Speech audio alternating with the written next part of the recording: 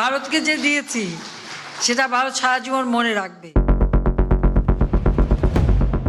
মুরগির ঘাড়ে ঝুলে আছে ভারতের বিপদ। চীন যে কোনো সময় ভারতের চিকেন স্নেকে কোপ বসাতে পারে, এমন আতঙ্কেই মোদি সরকারের রাতের ঘুম হারাম।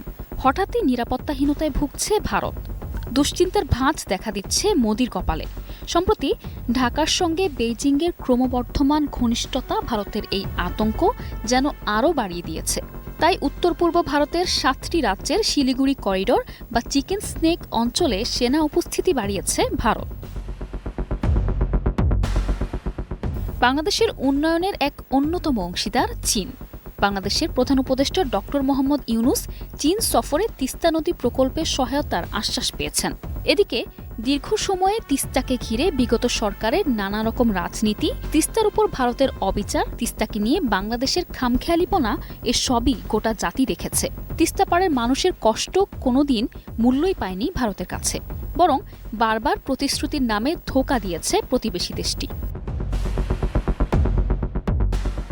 এবার তিস্তা পাড়ের মানুষের কষ্ট ঘোচাতে কোমর বেঁধে উঠে পড়ে লেগেছেন প্রধান উপদেষ্টা ডক্টর মোহাম্মদ ইউনুস। এই অভিযানে তার সঙ্গী হতে পারে শি জিনপিংয়ের চীন। এই নদীকে ঘিরে উত্তরবঙ্গের মানুষের বহুদিনের দুর্দশা লাঘবে তিস্তা মহাপরিকল্পনা বাস্তবায়নে চীনের হাত ধরতে চাচ্ছে বাংলাদেশ। এদিকে এই পরিকল্পনার অংশ হতে প্রধান উপদেষ্টার চীন সফরেই আগ্রহ দেখিয়েছে শি জিনপিংয়ের সরকার। আর এতেই চিকেন স্নেকের কাছাকাছি রংপুর অঞ্চলে চীনের সম্ভাব্য উপস্থিতিকে ঘিরে এখন শঙ্কা আর দুশ্চিন্তা ভর করছে নরেন্দ্র মোদির কপালে। বাংলাদেশ ভারতের আন্তর্জাতিক নদী তিস্তার পানি বণ্টন নিয়ে দুই দেশের বিরোধ বহুদিনের। সিকিম থেকে উৎপন্ন হয়ে পশ্চিমবঙ্গ দিয়ে প্রবেশ করা এই নদী বাংলাদেশের উত্তরবঙ্গের 2 কোটি মানুষের লাইফলাইন হিসেবে পরিচিত। তবে বাঁধ দিয়ে সেচের পানি আটকে রেখে জলবিদ্যুৎ উৎপাদন কেন্দ্র স্থাপনের মাধ্যমে ভারত এই নদীর পানি আটকে রাখে। কৃষি আর সেচের বড় ভূমিকা রাখা এই নদীর পানি সময়মতো না পাওয়ায় বাংলাদেশের তিস্তা পাড়ের মানুষ বঞ্চিত হয় মহামূল্যবান ফসল থেকে। আবার বর্ষা মৌসুমে অতিরিক্ত পানি ছেড়ে দেয়ায় ভেসে যায় তিস্তা পাড়ের মানুষের জীবনযাত্রাও। তিস্তা নিয়ে এই ভোগান্তি দূর করতে বহুদিন ধরে মহাপরিকল্পনা নিয়ে কথা চলছে। এই প্রকল্প বাস্তবায়নে শুরু থেকেই ব্যাপক আগ্রহ দেখিয়ে আসছে চীন। তবে আওয়ামী লীগ সরকারের আমলে ভারতের বিরোধিতায় তা আলোর মুখ দেখেনি। তিস্তার পানি ভাগ আর মহাপরিকল্পনা দুটো নিয়েই টালবাহানা করে এসেছে নরেন্দ্র মোদির দেশটি।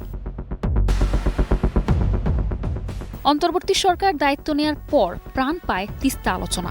চীন সফরে শি জিনপিংয়ের দেশটির সাথে বাংলাদেশের পানি ব্যবস্থাপনার বিষয়ে আলোচনা হয়েছে। সেখানে উঠে আসে তিস্তার কথাও। নদীটির উপকূল ব্যবস্থাপনায় অবকাঠামো নির্মাণ ছাড়াও বন্যা নিয়ন্ত্রণ ও গ্রীষ্মকালে পানি সংকট দূর করতে বিভিন্ন ধরনের অবকাঠামো গড়ে তোলার মতো বিষয় রয়েছে তিস্তার মহাপরিকল্পনায়। এদিকে ভারতের একচেটিয়া সুবিধা শেষ করে দেশের স্বার্থে এখন চীনের হাতেই যেতে পারে তিস্তার পরিকল্পনার বাস্তবায়নের কাজ। এ নিয়ে এখন রীতিমতো ঘুম উড়ে গেছে ভারত সরকারের। অপরদিকে নরেন্দ্র মোদি এখন সব দিক থেকেই বিপদে।